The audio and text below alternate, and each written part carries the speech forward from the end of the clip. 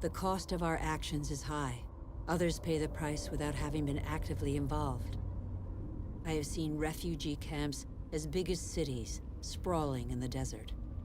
How many men, women, and children will be left by the wayside tomorrow? Must we always build walls to break the chain of human solidarity, separate peoples, and protect the happiness of some from the misery of others? It's too late to be a pessimist. I know that a single human can knock down every wall.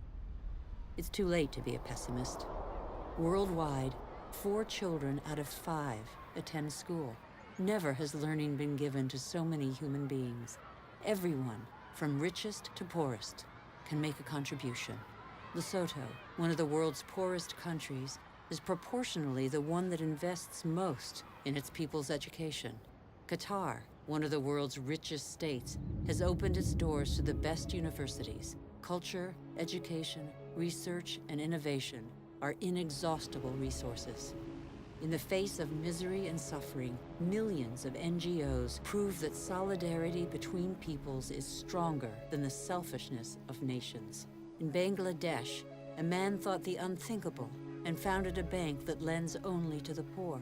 In barely 30 years, it has changed the lives of 150 million people around the world.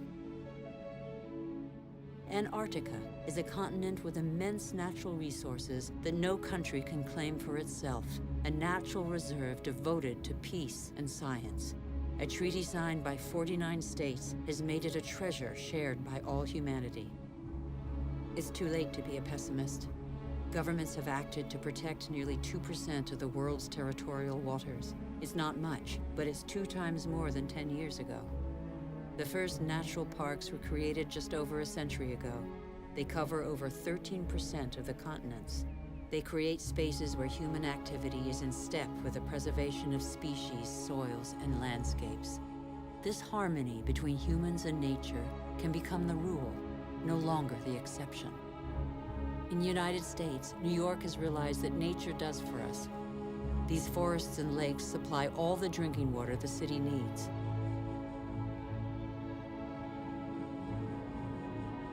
In South Korea, the forests have been devastated by war.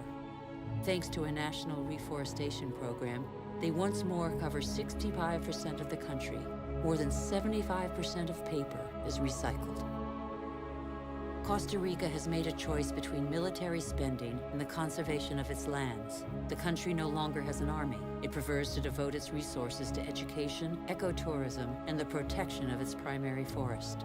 Gabon is one of the world's leading producers of wood. It enforces selective logging, not more than 1 tree every hectare. Its forests are one of the country's most important economic resources, but they have the time to regenerate. Programs exist that guarantee sustainable forest management. They must become mandatory.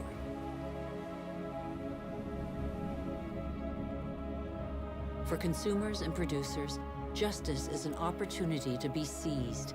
When trade is fair, when both buyer and seller benefit, everybody can prosper and earn a decent living.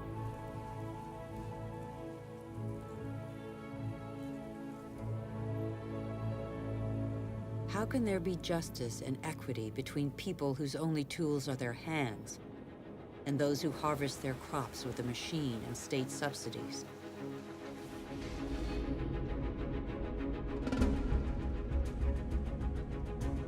Let's be responsible consumers.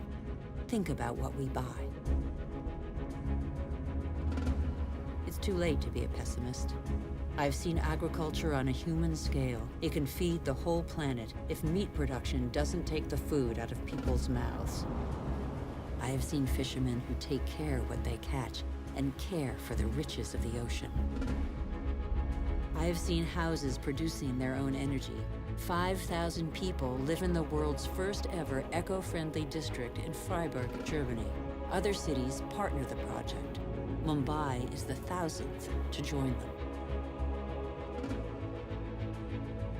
The governments of New Zealand, Iceland, Austria, Sweden, and other nations have made the development of renewable energy sources a top priority. I know that 80% of the energy we consume comes from fossil energy sources. Every week, 2 new coal-fired generating plants are built in China alone. But I have also seen, in Denmark, a prototype of a coal-fired plant that releases its carbon into the soil rather than the air. A solution for the future? Nobody knows yet. I have seen in Iceland an electricity plant powered by the Earth's heat, geothermal power. I have seen a sea snake lying on the swell to absorb the energy of the waves and produce electricity.